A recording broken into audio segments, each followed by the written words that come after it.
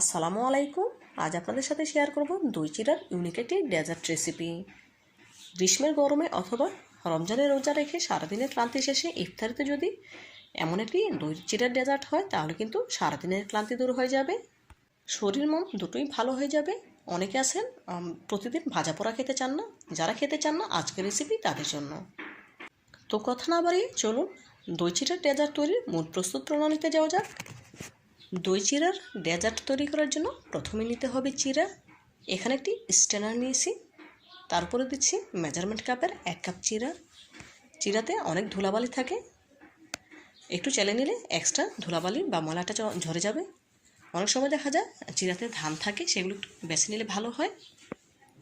দেখুন চালনিতে করে একটু চেলে নিচ্ছি।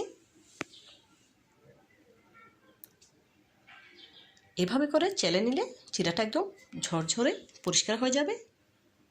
চেলে না হয়ে গিয়েছে, দেখুন চিড়াতে যে এক্সট্রা ময়লাটা ছিল সেটা ঝরে গিয়েছে। এখন চিড়াটাকে খুব ভালোভাবে ধুয়ে নিতে হবে, খুবই আলতো হাতে ধুতে হবে, যেহেতু চিড়া অনেক নরম থাকে সেজন্য। কয়েকবার পানি পাল্টে ধুয়ে নিয়েছি। এখন পানিটা ঝরিয়ে নেওয়ার জন্য স্ট্যানারে রেখে দিলাম। এখন ডেজার্ট তৈরি করার জন্য কিছু ফ্রুটস কেটে নেব। নিয়েছি আপেল, এখানে আমি একটি আপেলের অর্ধেক পরিমাণে নিয়েছি, কুচি করে কেটে নিচ্ছি। দেখি বুঝতে পারছেন আমি কীভাবে কেটে নিয়েছি। এখন এই কেটে রাখা আপেলগুলো সাইডে তুলে রাখবো। দিয়ে দিচ্ছি কিছু সবুজ আঙুর, কেটে মাঝ বরাবর 2 ভাগ করে নিচ্ছি। এখানে আমি আমার পছন্দ মতো ফ্রুটস ব্যবহার করব, চাইলে আপনারা আপনাদের পছন্দ মতো কমিয়ে বা বাড়িয়েও ব্যবহার করতে পারেন, কোনো অসুবিধা নেই। আমি যতগুলো ফ্রুটস ব্যবহার করব আপনাদের কাছে অতগুলো না থাকলেও আপনাদের হাতের কাছে যেগুলো থাকবে সেগুলো দিয়ে এই ডেজার্ট তৈরি করে নিতে পারবেন।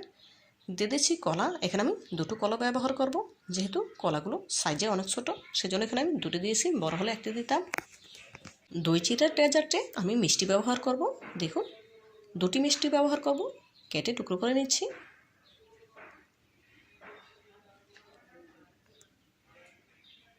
নিয়েছি কিছু আনার দানা।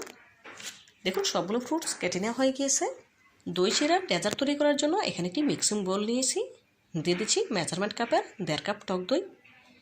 এই ডেজার্ট আমি টক দই দিয়ে করব, চাইলে আপনারা মিষ্টি দই দিয়েও করতে পারেন, কোনো অসুবিধা নেই।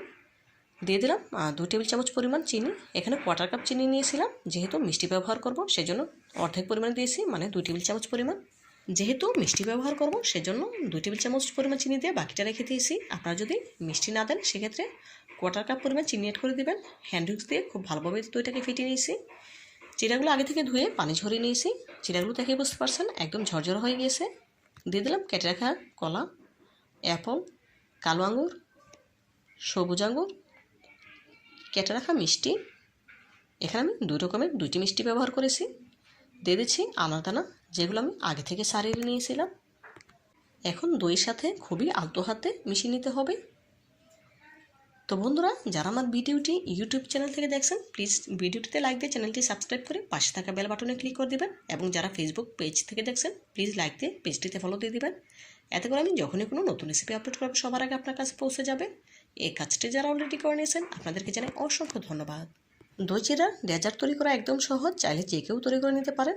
এই পর্যায়ে দই চিড়ার ডেজার্ট তৈরি করা হয়ে গিয়েছে। চাইলে আপনারা এই পর্যায়ে নর্মাল ফ্রিজে রেখে ইফতারিতে অথবা গ্রীষ্মের গরমে খেয়ে নিতে পারেন। এতে করে পেট মন দুটোই ঠান্ডা হয়ে যাবে। এখন এই দই চিড়ার ডেজার্ট আমি সার্ভ করে নেব। দই চিড়ার ডেজার্ট রেসিপি যদি আপনাদের একটু হলেও ভালো লেগে থাকে তাহলে বাসায় একবার হলেও ট্রাই করবেন, ইনশাআল্লাহ আশা করি অনেক বেশি ভালো লাগবে। ওপর থেকে কিছু ফ্রুট সেট করে দেব ডেকোরেশনের জন্য। দেখুন দই চিড়ার ফাইনাল লুকটা মাশাআল্লাহ দেখতে কতটা সুন্দর এবং লোভনীয় লাগছে। দেখতে যতটা সুন্দর হয়েছে খেতে তার থেকেও অনেক বেশি মজাদার। আপনারা একবার হলেও আমার রেসিপিটি ফলো করে বাসায় ট্রাই করতে পারেন, ইনশাআল্লাহ নিরাশ হবেন না, অনেক ভালো লাগবে। তো বন্ধুরা, আমার রেসিপিটি যদি আপনাদের একটু হলেও ভালো লেগে থাকে প্লিজ লাইক কমেন্ট এবং শেয়ার করবেন, আর আমার পাশে থাকতে একদম ভুলবেন না। আজকের মতো বিদায় নিচ্ছি, দেখা হবে নতুন কোনো দিনে নতুন কোনো রেসিপিতে। ভালো থাকবেন সবাই, আর আমার জন্য দোয়া করবেন যেন এমন আরও নতুন নতুন রেসিপিতে আপনাদের সামনে হাজির হতে পারি। পরবর্তী ভিডিও দেখার আমন্ত্রণ জানিয়ে আজকের মতো বিদায় নিচ্ছি। আল্লাহ হাফেজ।